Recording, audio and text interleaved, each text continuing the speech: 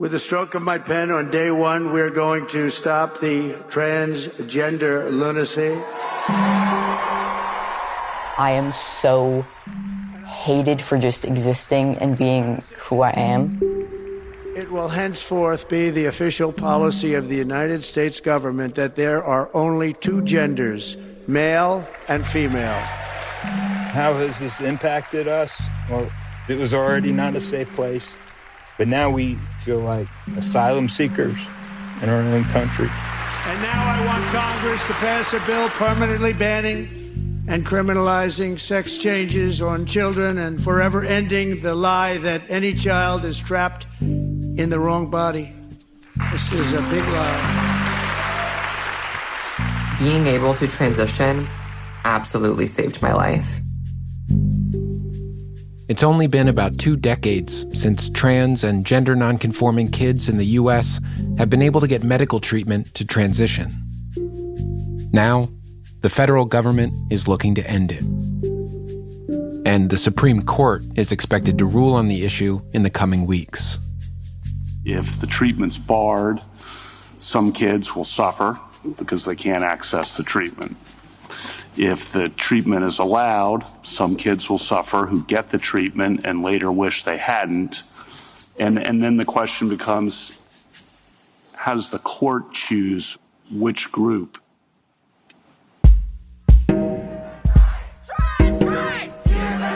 do not have the right to abuse your kids. This is cutting off their genitals. I'm scared for myself, for my own health care. There's not enough evidence to put our children out on a huge experiment. If they cannot get treatment, children will die. These treatments do much more harm than good. Trans kids are under attack. What do? We are not going to rest until every child is protected, until trans ideology is entirely erased from the earth. We are trans people. We are trans human, and we will never be eradicated.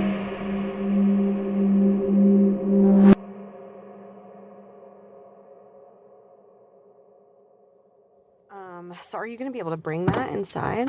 No. I don't think so. No. I'm going to leave it out here. This is a story of how we got here. That's why I wonder if they're going to even let our phones in. It's a story I've been reporting with my colleague Azine Qureshi, a science and gender reporter, for nearly 2 years. Let's see what they say. Okay.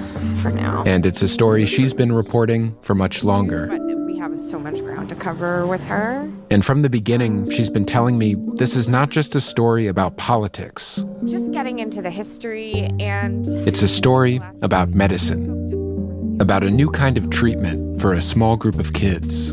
I was the first to put on blockers, on hormone blockers. How it was meant to help. Because of him, we thought maybe we should do this more often, giving the blocking hormones. How it was codified into a protocol that spread around the world. They taught me the ropes and then trusted me to bring this to our country and try to make it work. And how, in the time since, the medicine and the politics have become impossibly entangled. Conservative states want to just, be done with trans people altogether. And when reports come out that show this, two-sided thing and the skepticism and the fact there's no evidence, this just adds fuel to their fire. Coming soon from the New York Times, The Protocol.